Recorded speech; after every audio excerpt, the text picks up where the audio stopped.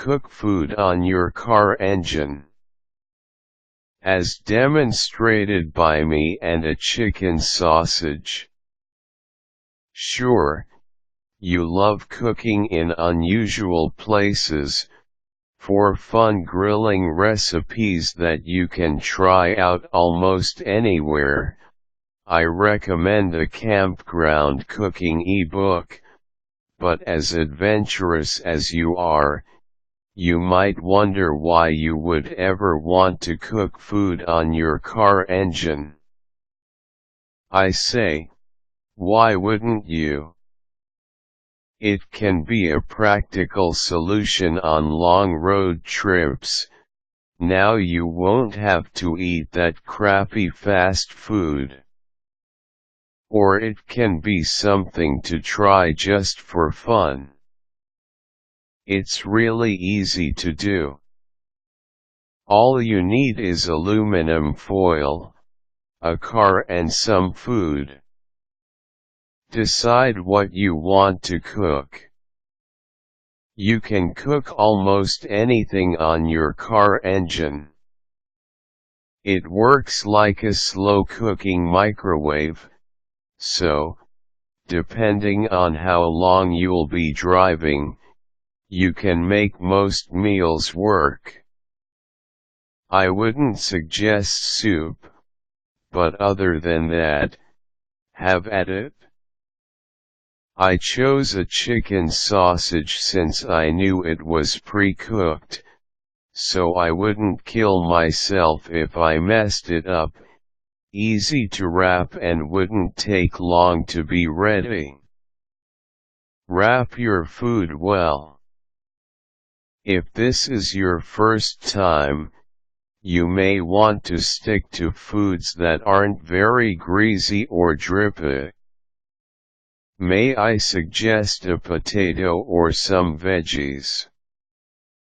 Hot dogs can be greasy, but they're easy to wrap up tight, so if you're into meat I'd suggest something in sausage form. As long as you double or triple wrap your food, you shouldn't have a problem. But pay attention to where the creases in the foil are. You don't want anything dripping onto your car engine or other important wires and connections. Additionally, you probably don't want anything that might be leaking from your car to get onto your food. Adding marinade is one thing, but soaking your steak in washer fluid probably doesn't taste too good.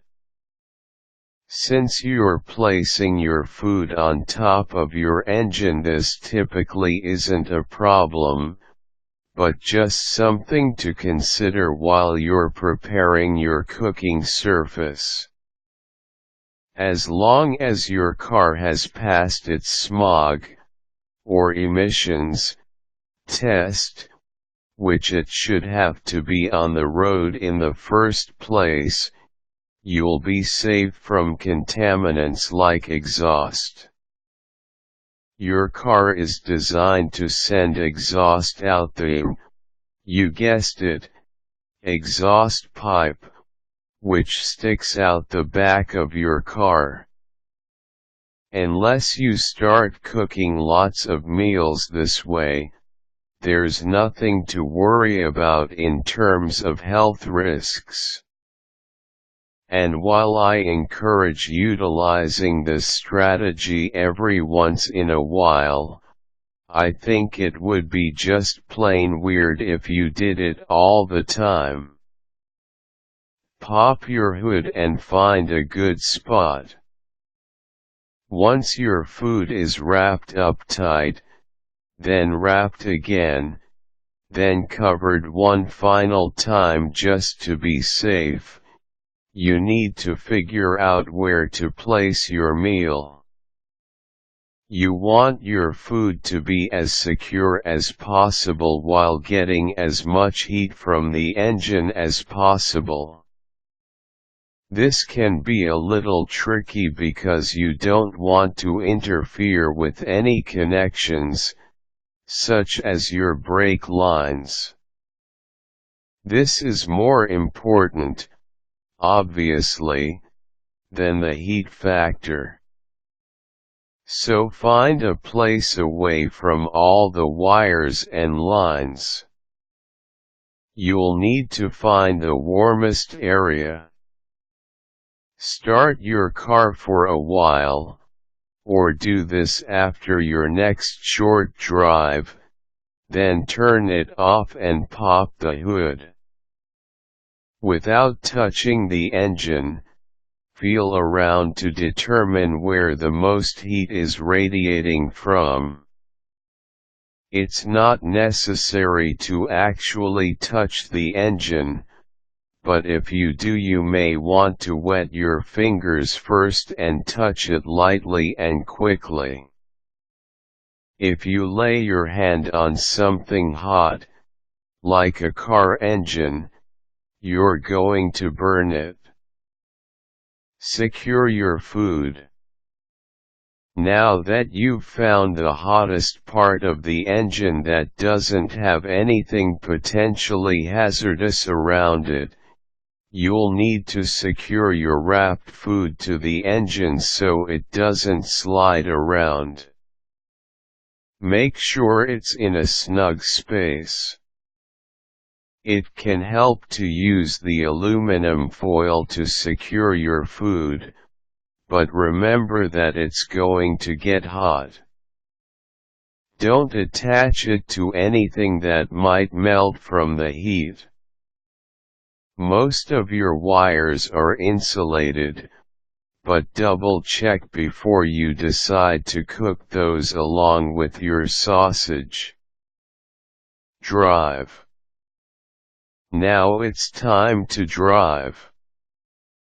If you've never cooked food on your engine before, you may want to stop after a few miles and check on the position of your food to see if it has shifted. I suggest pulling over on a side street. People are nice and tend to stop and help you if your car hood is up and you're standing there looking at your engine. It might be difficult to explain to friendly passers-by that you're really just checking on the progress of dinner. Each car and engine is different, so it may take a little trial and error to determine how long it takes to properly cook each food item.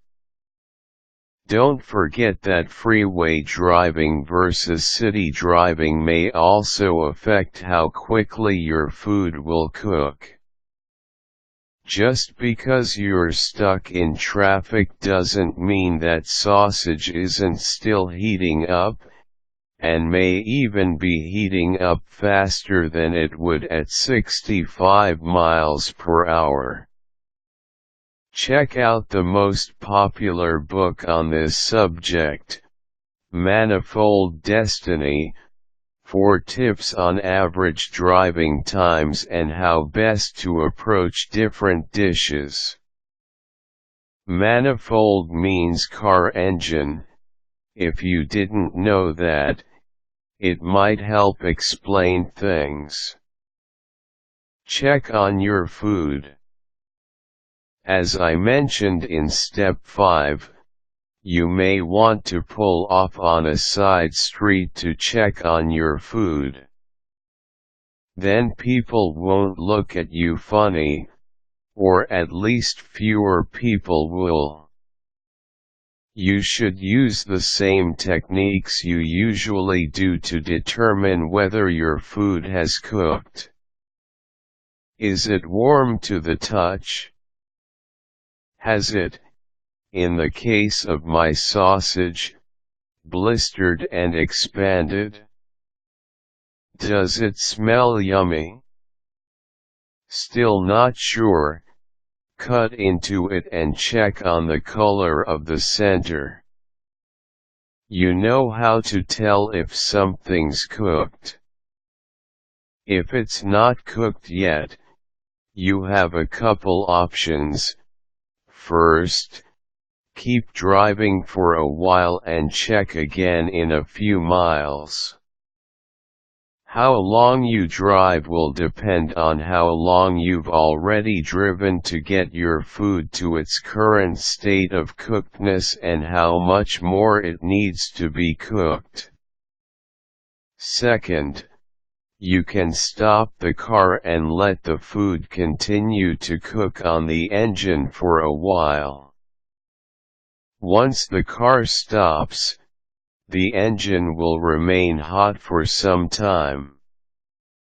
For instance, my sausage wasn't quite done when I arrived at my destination. Remember, I only drove 10 miles, so I left it on the engine for another 20 minutes. Perfect. Hopefully you remembered to bring along any condiments or other edible accoutrements to go along with your meal. Enjoy. Now it's time to mustard that dog up and chow that puppy down. Note: I only had a piece of bread and not a hot dog bun. I think that might go along with cooking your food on a car engine though.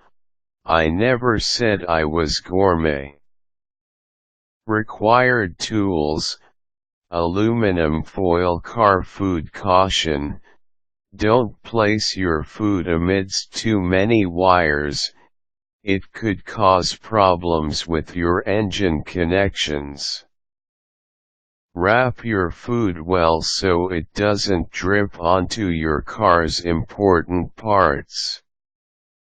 Quick tips: don't forget to bring condiments to accompany your meal.